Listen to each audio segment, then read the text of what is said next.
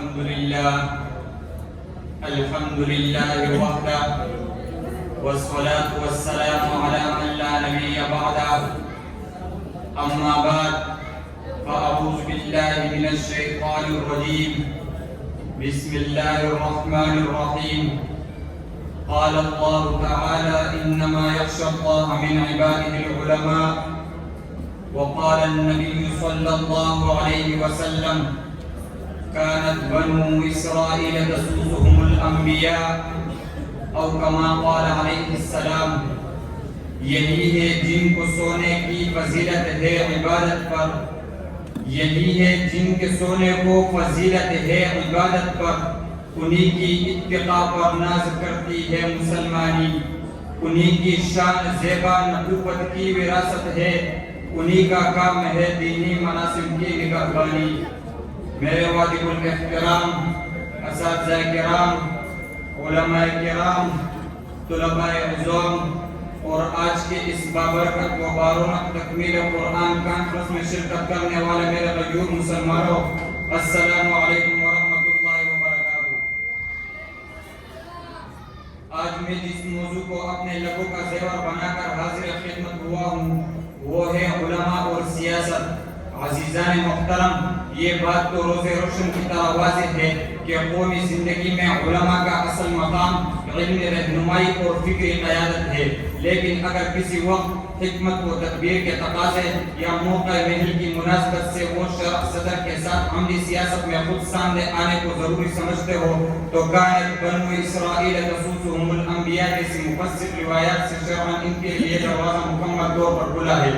اور اسلامی تاریخ میں ان کے لیے انبیاء کرام علیہ السلام اور خصوصاً حضور اکرم صلی اللہ علیہ وسلم کی مکی و مدنی زندگی ایک بہترین نمونہ ہے۔ میثاق مدینہ جو مشہور دستاویز ہے وہ امت کے لیے ذاتِ حیات ہے۔ آپ صلی اللہ علیہ وسلم مفکر مدبر تھے۔ آپ صلی اللہ علیہ وسلم ایک طرف دین کے داعی ہے تو دوسری طرف شہنشاہ وقت بھی ہے، ایک طرف امام الانبیاء ہے تو دوسری طرف فوجی کمانڈر بھی ہے، ایک طرف بے مثال استاد ہے تو دوسری طرف ماہر سیاستدان بھی ہے۔ آپ صلی اللہ علیہ وسلم کی حکومت امت کے لیے وراثت ہے جس کے خصوصی وارث علماء اور ائمہ کرام ہے، جس کا مبین ثبوت خلفائے اربعہ کی حکمرانی ہے جو بیک وقت خلیفہ بھی تھے اور امام بھی تھے۔ صحابہ رضی اللہ تعالی عنہ نے تو مسجد نبی کو ہی دار المشورہ اور ایمان بنایا تھا، اور اسلامی تاریخ میں ان کے کئی خلفائے اربعہ حضرت عبداللہ بن زبیر، مغیرہ بن شعبہ، معاذ بن جبل،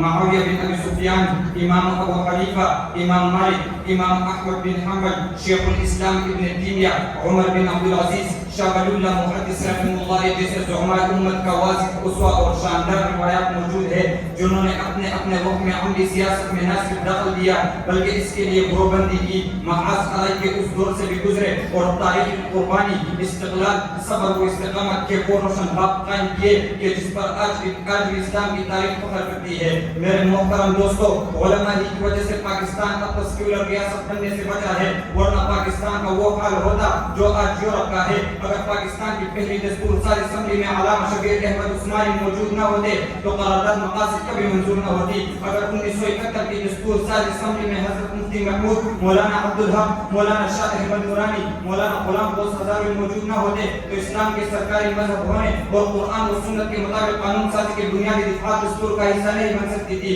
1974 میں یہی حضرات قومی اسمبلی کے رکن نہ ہوتے تو قائدیان کو غیر مسلم اقلیت قرار دینے کا مسئلہ کبھی حل نہیں ہو سکتا تھا۔ 1973 کے آئین کے اسلامی دفاعات ان علماء کرام کی مرہون منت ہے۔ الغرض امام ابو حنیفہ سے لے کر شاہ ولی اللہ تک، مجدد الکسانی سے لے کر عبداللہ برخاسی تک، عبید اللہ سندھی سے لے کر غلام ہزاروی تک، مفتی محمود سے لے کر مولانا فضل الرحمان تک علماء نے ہمیشہ جاندار کردار ادا کیا ہے۔ یہ بات اظہر من الشمس ہے کہ اکبر دین الہی کے خلاف حضرت مجدد الکسانی کی تحریک ہو یا امداد اللہ مہاجر مکی کی جنگ آزادی ہو، تحریک ریش کی رومان ہو یا مالٹا کے جیلوں کو آباد کرنا ہو، بالا کوٹ کا مومکہ ہو یا کالا پانی کی صعوبتیں ہو، کرن کی استبداد کے سامنے دو ٹوک نظریہ ہو یا امریکہ اور اسرائیل کی ناپاک سازش کے بے نقابے کا سلسلہ ہو، علماء نے ہمیشہ اس کا ڈٹ کر مقابلہ کیا ہے۔ جب انگریز آیا تو اس کا بھی مقابلہ کیا، جب پرویزی آیا تو اس کا بھی مقابلہ کیا، جب قائدیانی آیا تو اس کا بھی مقابلہ کیا، جب دشمنان صحابہ آئے تو اس کا بھی مقابلہ کیا، جب دشمنان اسلام آئے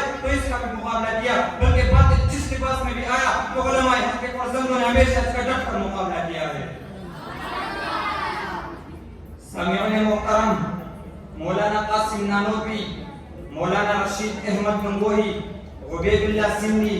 حریت کے سرخیز شیخ الہند محمود حسن دیوبندی،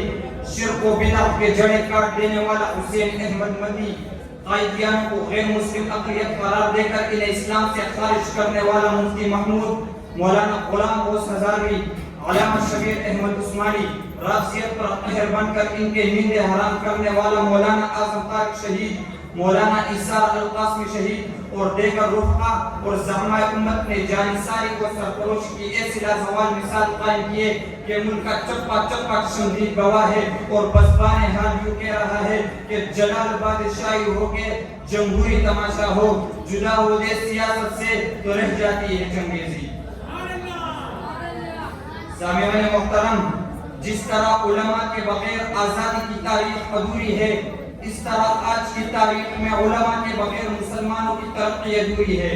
اسرائیلی چالوں اور برطانوی سامراج کے ظلم سے نجات دلانے، غلامی اور محکومی سے نجات دلانے، وطن کو حریت سے ہمکنار کرانے میں سیاسی علماء کا اہم کردار رہا ہے۔ انہی کی قربانیوں کا صلہ ہے کہ آج ہم آزادی کی سانسیں لے رہے ہیں، ورنہ لوگ تو خواب غفلت میں مست آزادی کی ضرورت و اہمیت سے نابلد اور احساس غلامی سے بھی عارض ہے۔ مگر یہ بڑا قومی علمیہ ہے کہ غیر تو غیر اپنے بھی سیاسی علماء پر تنقیدی صحافت کے اول درجے کو چھوڑ رہے ہیں، تو پھر میں کیوں نہ کہوں کہ ہمارے ملک چلے آؤ صدا برسات رہتی ہے، کبھی بادل برستے ہیں کبھی آنکھیں برستی ہے، وہ میرے ہمنشی چل کہیں اور چل، اس چمن میں ہمارا گزارا نہیں، بات پھولوں کی ہوتی تو سہ لیتے ہم، اب تو کانٹوں پہ بھی حق ہمارا نہیں، جب بھی اہل چمن کو ضرورت پڑی خون ہم نے دیا گردنیں بھی کٹی، پھر بھی کہتے ہیں ہم سے یہ اہل چمن، یہ چمن ہے ہمارا تمہارا نہیں، جائے کس کی لگن کس کے دل میں مگن، جا رہے ہو کہ مڑ کے بھی دیکھا نہیں، ہم نے آواز پہ تم کو آواز دی، پھر بھی کہتے ہو ہم کو پکارا نہیں، میرے ذوق نظر آزما لیجئے، گر ہو بجلی گرانا گرا دیجئے، میں بھی نکلا ہوں گھر سے یہی سوچ کر، یا تو نظریں نہیں یا نظارہ نہیں، ظالموں اپنے قسمت پہ نازا نہ ہو، دور بدلے گا یہ وقت کی باتیں ہے، وہ یقیناً سنے گا دعائیں میری، کیا تمہارا خدا ہے ہمارا نہیں۔